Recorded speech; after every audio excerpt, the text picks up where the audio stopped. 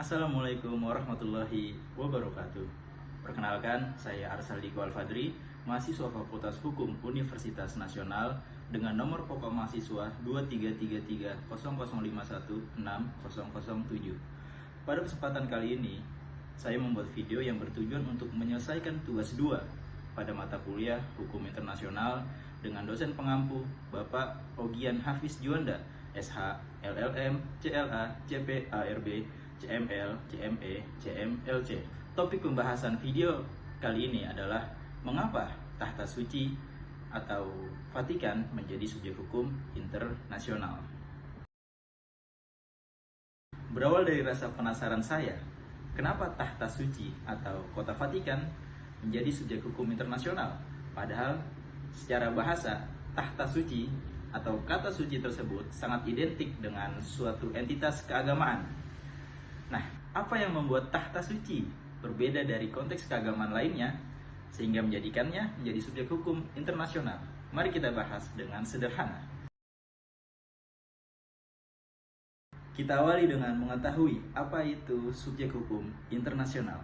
Secara sederhana, subjek hukum internasional adalah suatu entitas yang mampu untuk melakukan perbuatan-perbuatan hukum meliputi hak-hak dan kewajiban-kewajiban yang dimilikinya yang sudah diatur di dalam hukum internasional atau di dalam perjanjian-perjanjian internasional dan mewakili entitas tersebut dalam ranah internasional.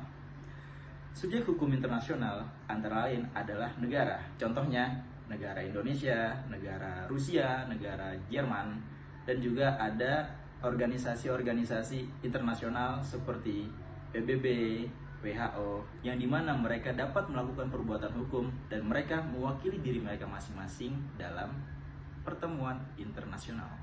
Nah, bagaimana dengan Tahta Suci atau Vatikan ini?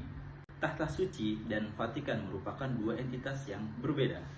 Tahta Suci adalah entitas spiritual atau keagamaan dan juga diplomatik yang mewakili gereja Katolik di dunia yang dipimpin oleh Paus. Paus di sini selain mengajarkan dan menjalankan serta menyebarkan ajarannya, dia juga sebagai pemimpin tertinggi dari gereja Katolik, sehingga dapat melakukan hubungan diplomatik dan menjadi otoritas keagamaan dari umat Katolik yang lebih dari 1,3 miliar yang ada di dunia ini.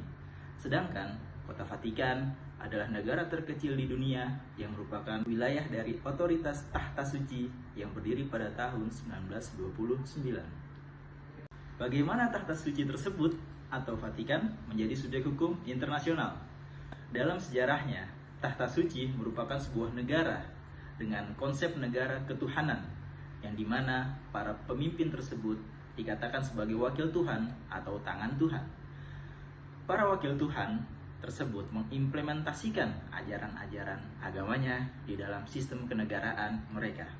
Seiring berjalannya waktu, sampailah pada konflik antara Italia dengan Tahta Suci, yang akhirnya dari konflik tersebut muncul suatu perjanjian yang disebut Perjanjian Lateran yang terjadi pada tahun 1929.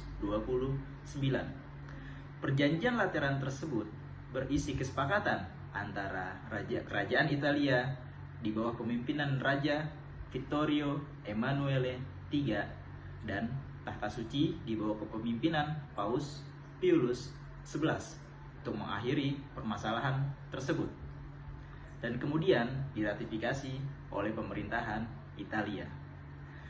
Perjanjian tersebut mengakui Kota Vatikan sebagai negara yang merdeka di bawah kedaulatan Tahta Suci. Pemerintahan Italia juga setuju untuk memberikan kompensasi finansial kepada Gereja Katolik Roma atas hilangnya wilayah negara kepausan atau negara dengan konsep ketuhanan tersebut.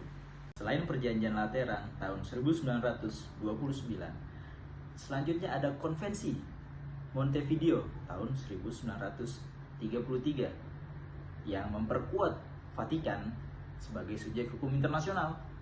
Karena dalam konvensi ini diatur syarat berdirinya sebuah negara, yaitu ada 4. Yang pertama, permanent population atau populasi yang tetap. Vatikan memiliki penduduk tetap yang kurang lebih sebanyak 800 orang. Yang kedua ada definite territory atau wilayah